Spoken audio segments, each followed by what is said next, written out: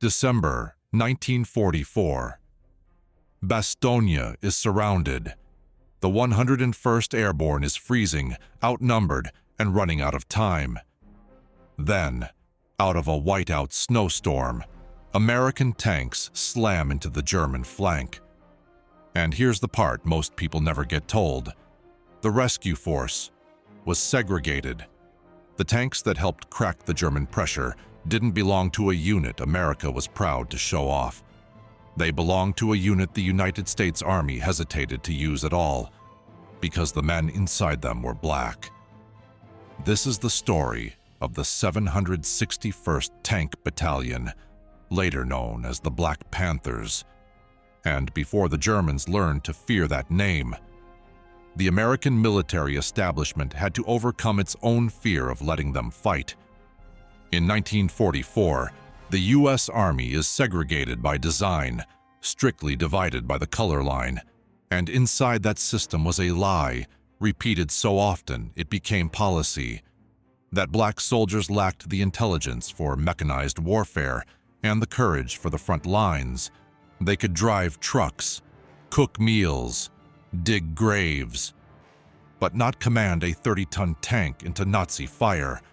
But the war didn't care about America's politics, and General George S. Patton was running out of tanks. October 1944. France. Allied boardrooms are thick with smoke and pressure.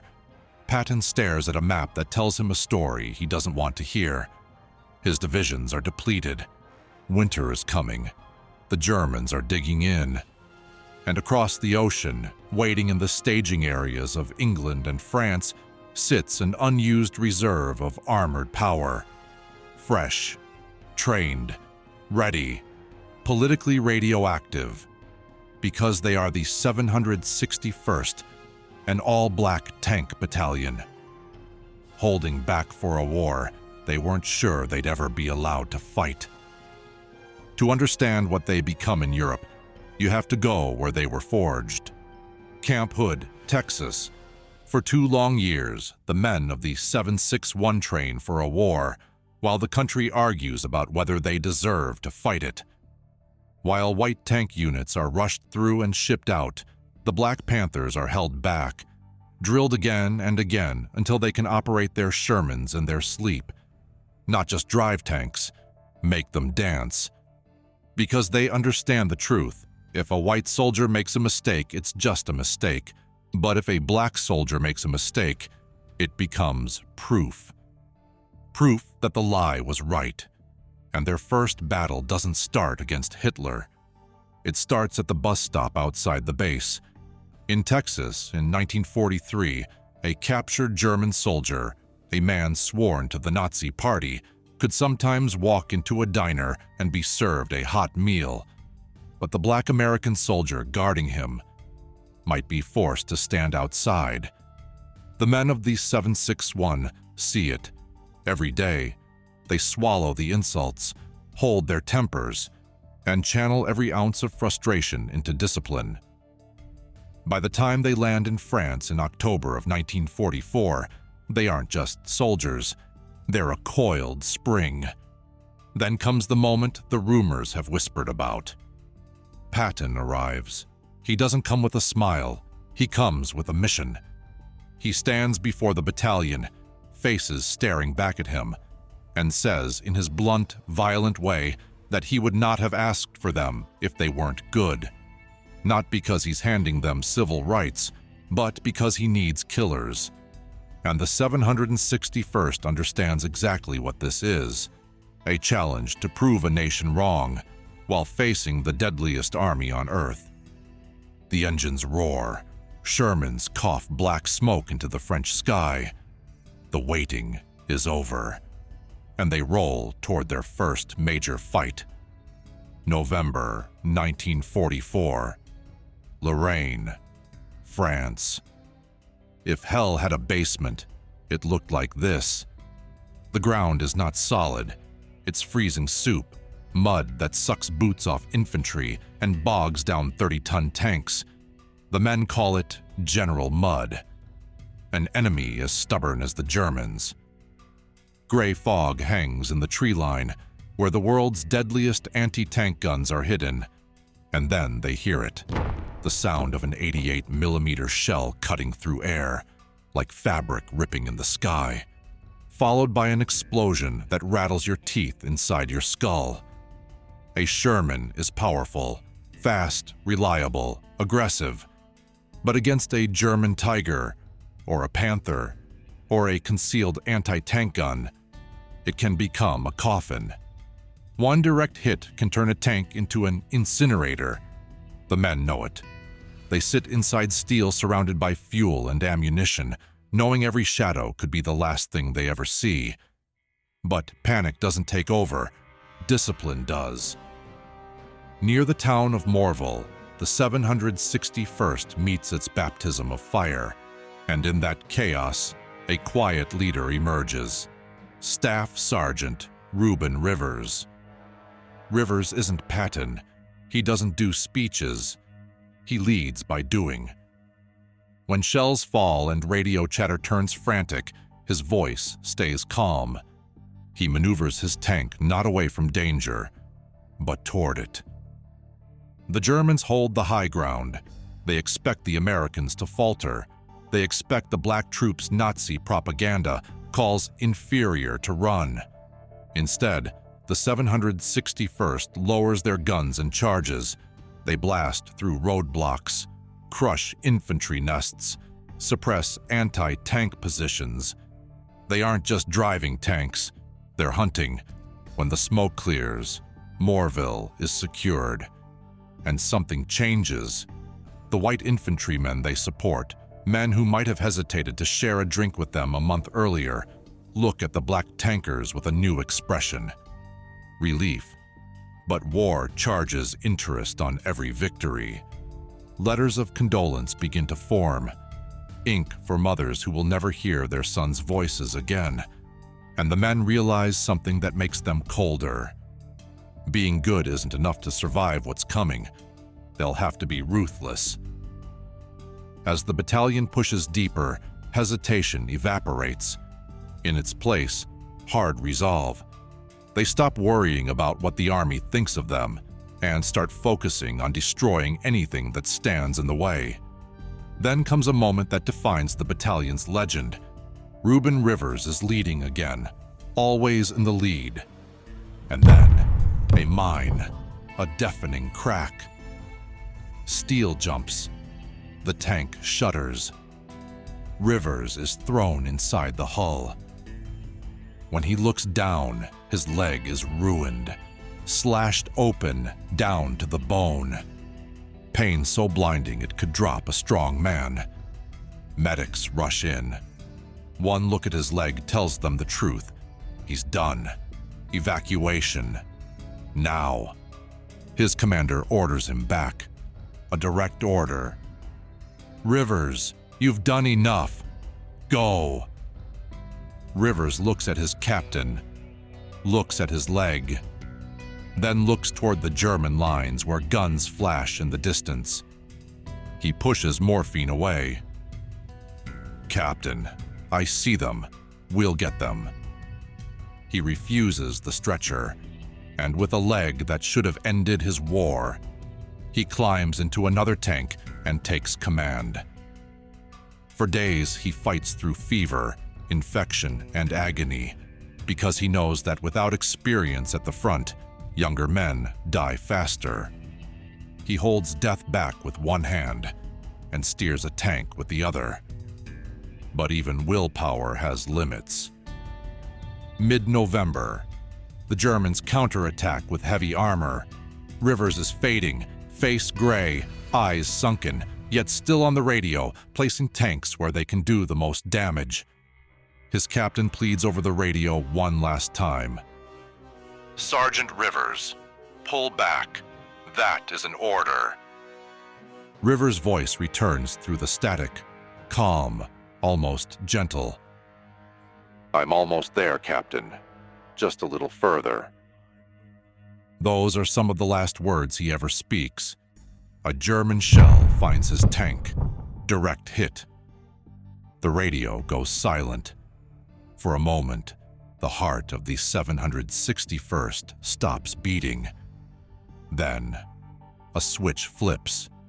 Grief does not make them weak, it makes them lethal. They don't cry, they load armor-piercing rounds, and they advance with cold precision, hunting the enemy armor that killed their sergeant, smashing resistance until the sector breaks. Now they aren't fighting just for ground, they're fighting for rivers. But there's no time to mourn, because up north, Adolf Hitler is planning one last gamble. December 1944, the Battle of the Bulge. Hitler masks his remaining panzer divisions and launches a surprise attack through the Ardennes forest. His goal is to split Allied armies in two. American lines buckle. Chaos reigns. Thousands are surrounded.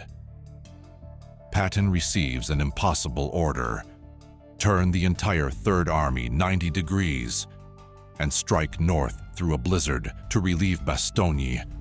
A logistical nightmare, and he needs his hardest units at the front. He calls for the Black Panthers. The 761st peels off the line and drives into the teeth of the worst winter Europe has seen in decades. Temperatures drop towards zero. Roads become sheets of black ice. The tanks turn into frozen steel tombs, so cold that bare skin can stick and peel away. They aren't fighting Germans yet. They're fighting the elements. But they make it. Near Bastogne, the situation is desperate. The 101st Airborne is surrounded. Low on ammo, freezing, exhausted. They are holding. Barely. Then, out of the snowstorm comes the roar of engines. The Black Panthers crash into the German flank. Fighting turns savage.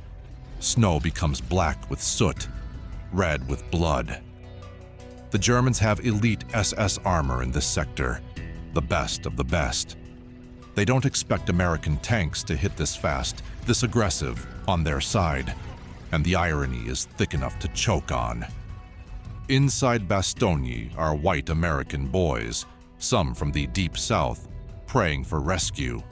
And the answer comes in the form of black men in Sherman tanks, blasting a hole through Nazi encirclement. The 761st cuts key routes, shatters German positions, and helps break the offensive in their sector. When the link-up is made, there are no racial slurs, no segregation, only the brotherhood of men who survived held together. But as the 761st looks east, past wrecked German tanks and white fields of snow, they see the border of Germany. And beyond it, the Siegfried line. Dragon's teeth, concrete tank traps, bunkers with walls thick enough to laugh at artillery, guns pre-sighted on every inch of approach. The Germans designed it to stop armies. They did not plan for the 761st. By now, the Black Panthers have a reputation, a shock unit. When other divisions hit a wall they can't break, they call in the 761. They approach the Dragon's Teeth not with caution, but speed. They blast gaps in concrete, pour fire into pillboxes until guns go silent, push forward so fast they outrun their own maps. And there is something almost poetic in what happens next. Nazi ideology is built on the lie of a master race, on the belief that the black man is inferior. Yet here are descendants of enslaved people driving American steel through the fatherland, shattering Nazi defenses, town by town, capturing prisoners by the thousands. And the look on the faces of surrendered German soldiers is often pure bewilderment. They were told these men couldn't fight. Now they're surrendering to them by the truckload. As the battalion moves deeper, they discover a darker truth. The enemy wasn't just dangerous, they were monstrous. It begins with a smell. Before fences or guard towers come into view, the wind carries a stench so heavy it makes veteran tankers gag. the smell of death, industrial and overwhelming. May 1945. The 761st rolls up to a camp complex. The guards have fled. Prisoners remain. And when the Black Panthers climb down from their tanks, the scene is beyond comprehension. Living skeletons shuffle toward them, eyes hollow, bodies reduced to skin and bone. The sick and starving reaching for anything. Men who have watched friends die in flames, men who have killed at close range, break. Hardened sergeants weep openly. They empty their pockets, rations, chocolate, cigarettes, anything to comfort survivors. And in that moment, there is an unspoken connection. Because Black soldiers understand what it means to be dehumanized. They understand what hatred looks like when it becomes policy. They understand what happens when a society decides a group of people doesn't matter. One veteran later said, slower, "I knew then what we were fighting for. It wasn't just territory. It was against the very idea that one human is worth less than another." The war in Europe ends. The guns go quiet, and the Black Panthers go home. But the country they fought for hasn't changed, even if they have. Their ships dock in New York Harbor, uniforms pressed, war won. But there is no ticker tape parade for the 761st. No reels celebrating the men who helped crack Nazi lines, who fought through winter, who paid for every mile forward with blood. When they step off the boats, the color line is waiting. Right where they left it, they return to an America where they still can't sit at the front of the bus, where some are attacked for wearing the uniform in public. The ruthless heroes of Europe are expected to become invisible again, so they do what they've always done. They go home, raise families, keep stories alive in quiet living rooms, in barbershops, in VFW halls. They wait. Decades pass. Finally, 1978. The United States awards the 761st Tank Battalion the Presidential Unit Citation. And Ruben Rivers, who fought with his leg destroyed, who refused to leave his men, waits even longer for his name to be spoken the way it should have been all along. In 1997, more than 50 years after his death, Staff Sergeant Ruben Rivers receives the Medal of Honor. The story of the Black Panthers is not just a war story. It's a story about being asked to fight for a country that didn't fully love you, and doing it anyway, with excellence so undeniable it cracked the lie. They were the 761st Tank Battalion.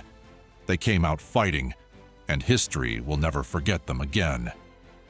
If this story hit you, drop a comment telling me where you're watching from, and tell me, what hidden military history should we cover next?